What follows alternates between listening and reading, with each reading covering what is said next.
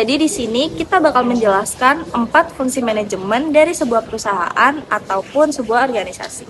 Yang pertama, bagaimana proses perencanaan yang telah ditetapkan sesuai dengan visi, misi, tujuan, dan sasaran dari perusahaan atau organisasi.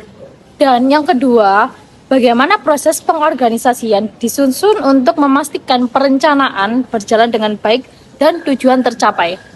Yang ketiga, bagaimana pengarahan sumber daya manusia yang dilakukan untuk memastikan perusahaan atau organisasi berjalan dengan baik dan tujuan tercapai. Yang keempat, bagaimana pengawasan dilakukan untuk menjamin dan memastikan perencanaan berjalan dengan baik dan tujuan tercapai. Pertama, perencanaan atau planning. Pertama kita mulai dari perencanaan. Bayangin kalau kita mau pergi liburan, pasti kita bikin rencana dulu kan. Mau kemana, naik apa, ngapain aja di sana. Nah, di perusahaan juga sama. Perencanaan itu diproses menentukan arah perusahaan sesuai visi dan misi. Biasanya dimulai dari analisis kondisi, misalnya melihat peluang pasar, tren, teknologi, atau tantangan yang ada. Dari situ perusahaan bikin tujuan yang jelas, misalnya target penjualan, inovasi produk, atau ekspansi ke daerah baru. Tujuan ini nggak boleh asal, harus terukur dan realistis. Misalnya bukan cuma ingin sukses tapi meningkatkan penjualan 20% dalam setahun. Setelah itu dibuat strategi dan langkah-langkah detail kayak roadmap, produk, atau program kerja. Jadi perencanaan itu ibarat GPS yang nunjukin jalan supaya perusahaan nggak nyasar. Yang kedua adanya organizing atau pengorganisasian. Kalau rencana sudah ada, langkah berikutnya adalah pengorganisasian. Nah, ini penting banget karena rencana nggak akan jalan kalau orang-orang di dalam perusahaan nggak tahu tugasnya masing-masing. Pengorganisasian adalah proses membagi pekerjaan, menentukan struktur organisasi, dan memastikan sumber daya tersedia. Misalnya, ada divisi marketing yang fokus promosi, divisi R&D yang bikin produk baru, dan divisi customer service yang melayani pelanggan. Selain itu, pengorganisasian juga ngatur alur komunikasi, siapa melapor ke siapa, dan bagaimana koordinasi antar tim. Jadi, pengorganisasian itu kayak bikin tim sepak bola.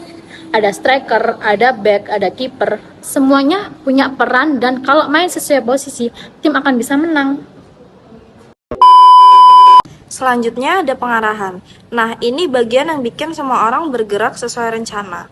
Pengarahan dilakukan oleh pimpinan atau manajer supaya tim tetap semangat dan fokus.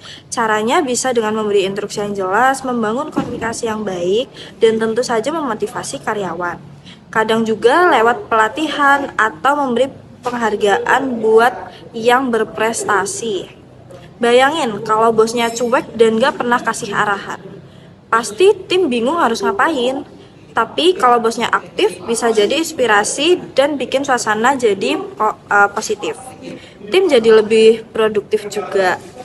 Jadi pengarahan itu ibarat kapten kapal yang memastikan semua kru bekerja sesuai tugasnya supaya kapal sampai ke tujuan. Terakhir ada pengawasan. Ini proses mengecek apakah semua sudah direncanakan berjalan sesuai target.